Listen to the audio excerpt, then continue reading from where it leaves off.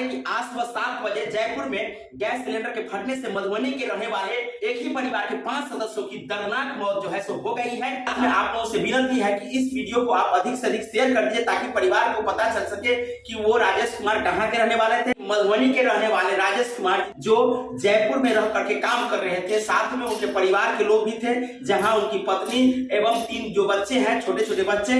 जिस प्रकार से घटना सामने में आ रही है, ये घटना जो है सो अमर उजाला के माध्यम से दी गई है। जैसा जानकारी प्राप्त हो रही है कि वो मधुबनी के रहने वाले थे, तो वही आपको बता दें कि राजेश कुमार एवं उनकी पत्नी साथ में 3 छोटे छोटे बच्चे जो है जयपुर के विश्वकर्मा इलाका के जसलिया गांव में रहते थे। साथ में आप लोगों से विनती है कि इस वीडियो को आप अधिक से अधिक शेयर कर दीजिए ताकि परिवार को पता चल सके कि वो राजेश कुमार कहाँ के रहने वाले थे। हालांकि इसके संदर्भ में जो है सो अमर उजाला में जानकारी नहीं दी गई है। जहां गैस सिलेंडर जो है सुबह 7 बजे फटती है, उसके बाद जो है गैस सिलेंडर के चपेट में आ जाने के बाद 5 की दर्दनाक मौत जो है सो घटना स्थल पर ही हो जाती है।